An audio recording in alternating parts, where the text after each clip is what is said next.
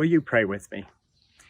May the words of my mouth and the meditation of my heart be found holy and acceptable in your sight, O God, my rock and my salvation. Amen. Over the last 30 years, Housing Works has had a substantial impact on HIV and AIDS policy, particularly as it affects people who are homeless. In 1991, we pioneered something called harm reduction housing. That is, housing that doesn't require abstinence of residents who experience substance use disorder. In 1996, we were able to have the city barred from placing homeless people with HIV in the city shelter system, a system that warehouses and dehumanizes people. Then, in 2017, we achieved a crowning victory when New York City became the first jurisdiction in the world to guarantee housing to every low-income resident living with the virus. But we've largely stayed in our lane, focusing the core of our advocacy and housing on people living with HIV. This March, as the COVID-19 pandemic started sweeping the city, we, like many other organizations, moved to remote work wherever possible, still operating many services in person. We shuttered our retail operations and canceled our $1 million fundraising event. As we did so, it became clear that we were looking into the abyss, projecting an $8 million fall off in revenue between mid-March and the end of June. All of the executives and senior staff immediately took substantial pay cuts. We furloughed about 100 of our more than 900 employees and laid off a similar number while looking for other ways to trim the sails. Our advocacy continued unabated, now focused mainly on COVID.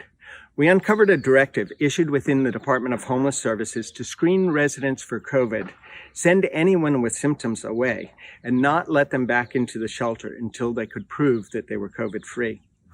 We, along with the Coalition for the Homeless, sent a scorching letter to the mayor and Commissioner of Social Services.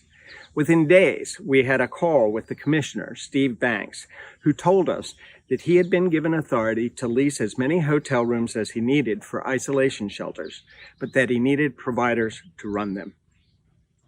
I had always said that Housing Works would never accept a contract with the Department of Homeless Services, but I immediately hearkened back to the time when no one was willing to serve homeless people with HIV, and I blurted out, Housing Works will run one. Some in our executive team thought I was out of my mind.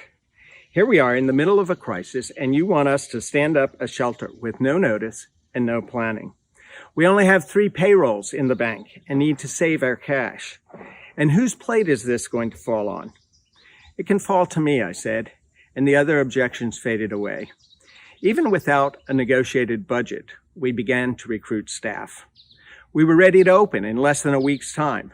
The night before our start, however, the shelter director called me and said, I have COVID. For the next month, I spent every single day at our new shelter, training staff, greeting guests, even garbing up in a hazmat suit on Sunday mornings to clean the rooms of people who were too sick to clean them for themselves. I took particular delight in tackling the nastiest toilets and making them shine. Working at the shelter, I noticed a change coming over me. I was sleeping the entire night through, and I would wake up in the morning not feeling anxious, but with a spirit of joy. To be sure, that joy was tinged with sorrow. Over the last several months, I've conducted more memorial services for members of our community than any time since HIV treatment became available. Many of our dead have been older, long-term survivors of HIV, who, having beaten one pandemic, were overcome by another. The grief was unavoidable, but so was the joy. In the midst of fear and despair, I had a purpose. The transformation wasn't mine alone. Our shelter staff, almost all Black or Latinx, 8 of whom were themselves homeless, started out with no small amount of trepidation. But they've served our guests with loving kindness, excited to be making a difference. As we had our daily executive team huddles, others got excited, and this enthusiasm began to spread throughout the organization. We had insisted on medical and behavioral health staff in our contract. After resisting it, the Department of Homeless Services came to us in May and asked, would you be willing to provide medical and behavioral health care at our other isolation shelters as well? Then the city shut down the subway, displacing scores of homeless people who refused shelter care. Again, we demanded action. Again, Steve Banks challenged me. Now we're in the process of opening up a stabilization shelter for people who live on the streets and in our subways. DHS has a search protocol to prevent weapons, drugs, and alcohol from coming into their shelters. As a harm reduction organization, we were adamant that while we would screen for weapons, we would not ban drugs or alcohol, as this would drive people away. A new guidance came out accepting our position. We now see an opportunity in this crisis to transform the way New York City treats homeless people. So Housing Works is all in. Our new homeless programs have a staff that will soon grow to more than 250 people. Our executive staff and advocacy team are completely focused on this. And by the way, instead of our anticipated financial deficit for the year, we ended our budget year this past June with a surplus $2.5 million larger than we had originally planned. Paul's letter to the Romans, with its dense theological ideas that we 21st century Christians take for granted, but that were brand new at the time, and its soaring words like, "Who shall separate us from the love of Christ?" is often described as his great opus. But we need to read Romans in context. He was writing to a troubled and factional community. In Jesus' day, and even before, there was a sect of proselytizing Jews who took seriously the idea that their monotheistic God was for all people. They set about converting Gentiles to Judaism with a significant impact in Rome. Few actually converted, since for men that required circumcision, which was a capital offense for Gentiles under Roman law. But most synagogues in Rome added a significant seating area for God-fearing Gentiles. When the story of Jesus' resurrection reached Rome, many synagogues split between traditional believers and followers of the Way, who appear to have grown to be a considerable number. The Way was particularly attractive for these Gentile God-fearers, but Jewish followers of this Christ still insisted that Gentiles be circumcised. It appears that many Gentiles left the synagogues and began house churches. Like other early groups, the Roman believers shared what they had in common, but there were divisions about who was eligible to participate among other disputes. Since they couldn't run to court to settle their differences, they were sometimes litigated through violence. It is to this fractured and dysfunctional community that Paul writes, "Do not conform to the pattern of this world, but be transformed by the renewing of your mind. Then you will be able to test and approve what God's will is, God's good, pleasing, and perfect will." According to Paul, transformation happens when we start thinking in a new way. That is, when we set aside our old ways of being and thinking and allow new ideas to enter in. Of course, it's easier said than done and often requires a crisis because most of us don't even recognize the ideas and prejudices that are baked into us. We were not taught them. We absorbed them from our environment, just as the Romans absorbed their biases. The Roman community was riven by differing values that clashed and bred distrust, but seemed to each faction to be both normal and righteous. The whole of Paul's epistle is written to open folk up to an entirely new way of thinking. Here at Riverside, we have a great foundational myth. The greatest liberal Protestant preacher of the day and a devout philanthropist conspire to build a cathedral to progressive Protestantism on the highest tract of land in Manhattan. This cathedral would have a free pulpit, and its membership would be interdenominational, interracial, and international, a true beacon on the hill. I will warn you, this is where I move from preaching to meddling. You see, great foundational myths have a way of obscuring unsavory features that become hidden in the DNA of the institution. In the case of Riverside Church, I would posit that there are three features that have interacted over the last 90 years to shape our life together as a community and the disputes that have riven our congregation: patriarchy, mammon, and racism. That Riverside was constructed with patriarchy in its DNA is probably something we can all agree to.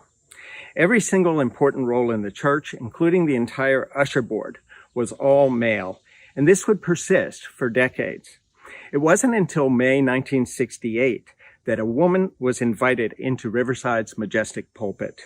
And it would be another 7 years before Riverside would hire its first female minister. To be sure, we've come a long way, even hiring our first female senior minister 6 years ago.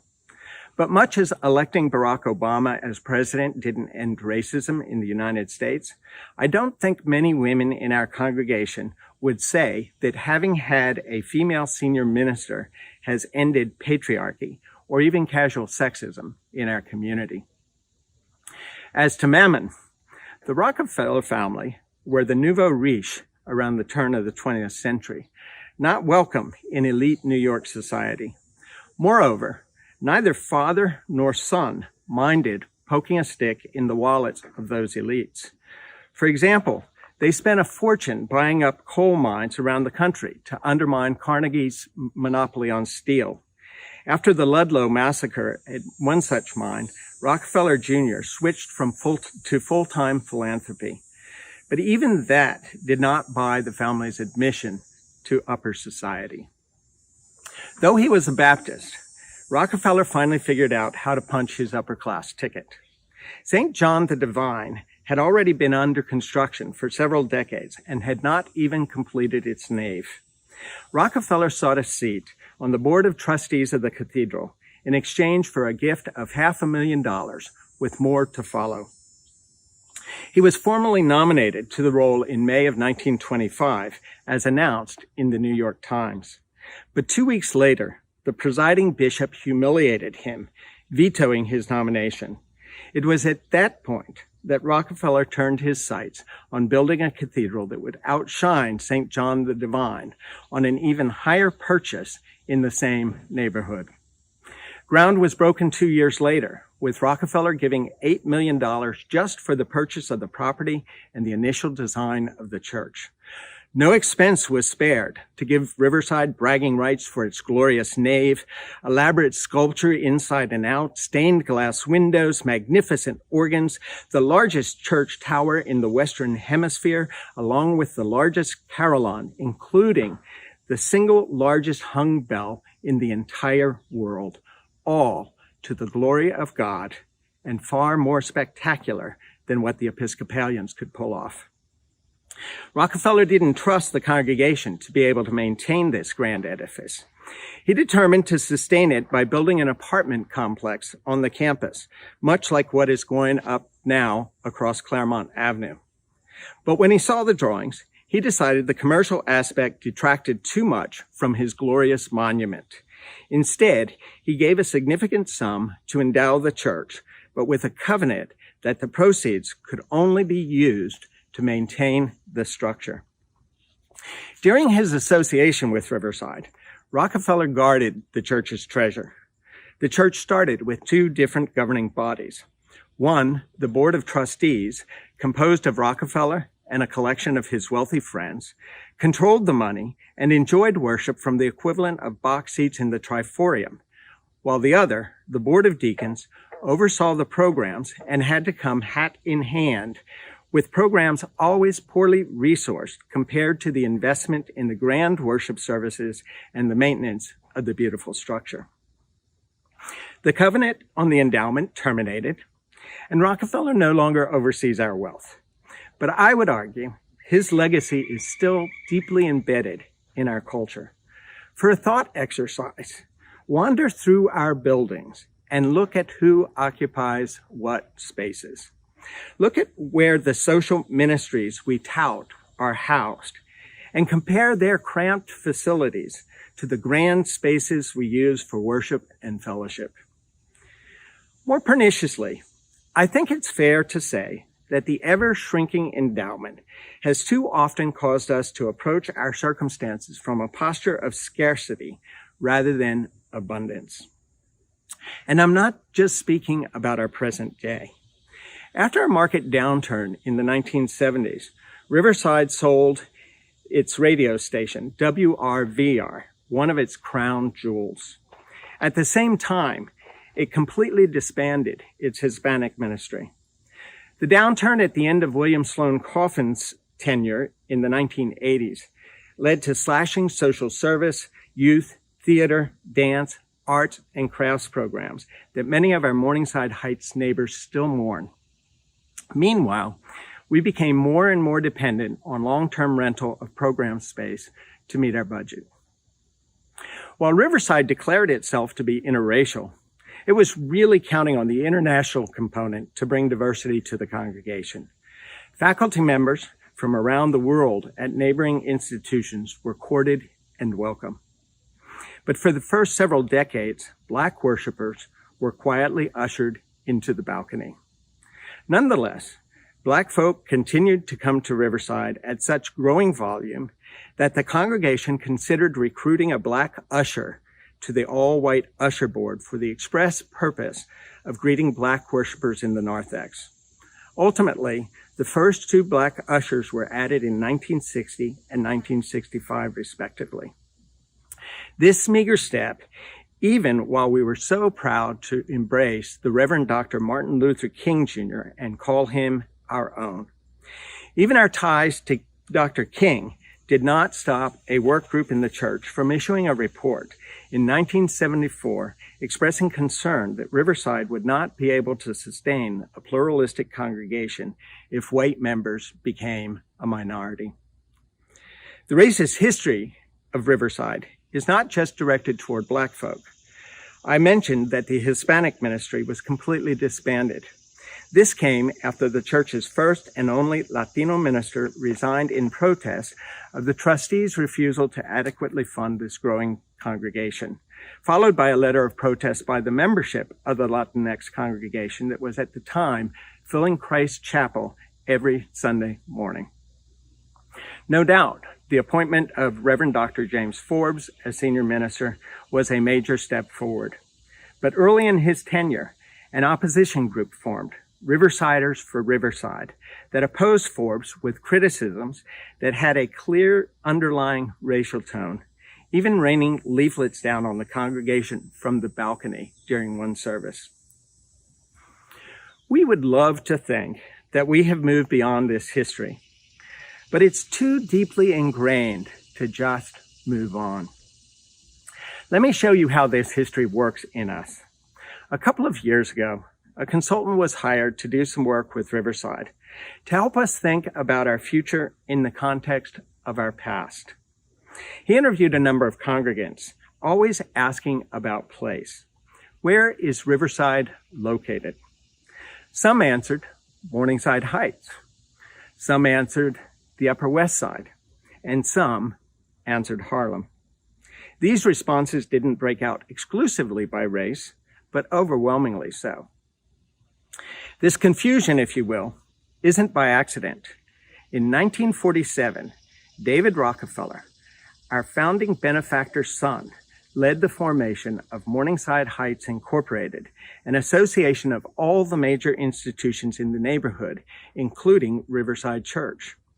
The initial motivation for this association was the fear that Black Harlem was creeping up the slope from 125th Street into the Heights.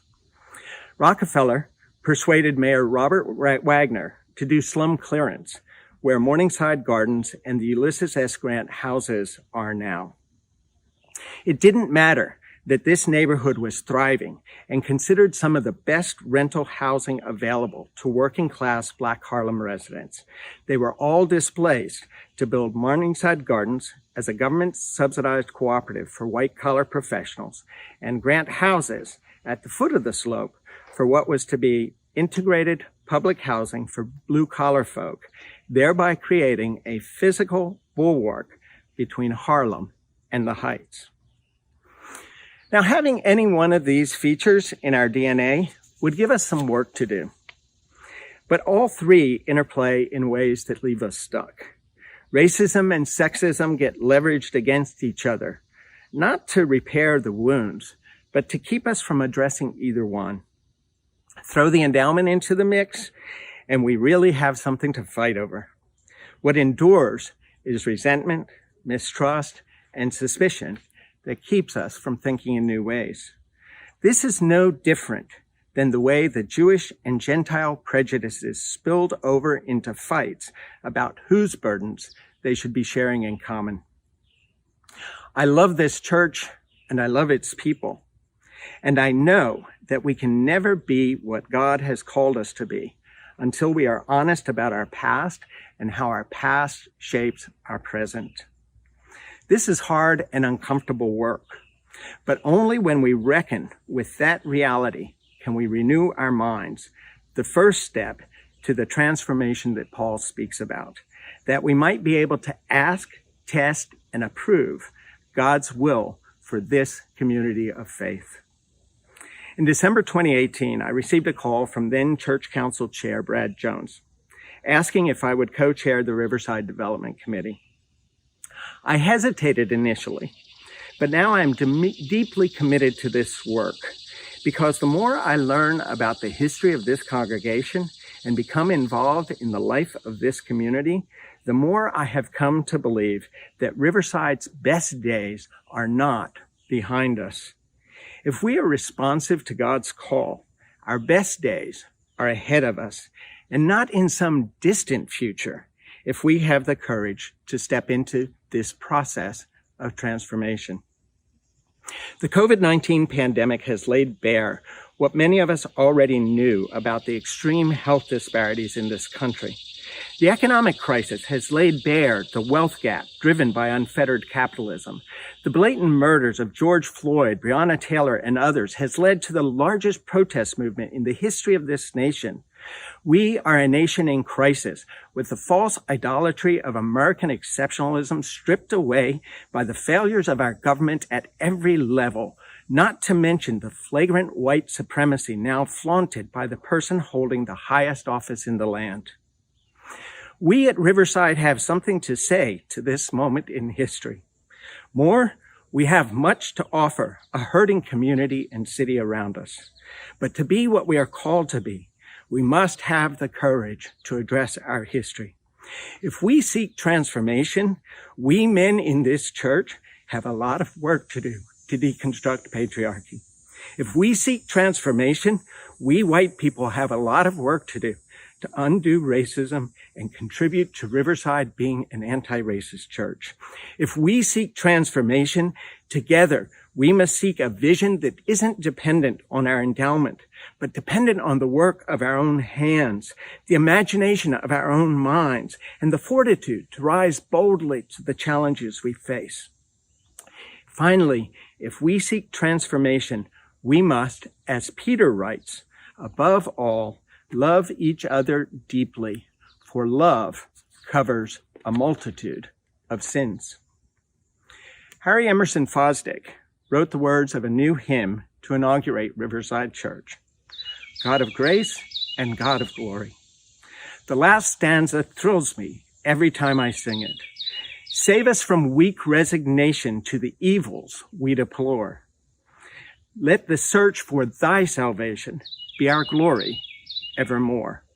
Grant us wisdom, grant us courage, serving thee whom we adore, serving thee whom we adore. Amen.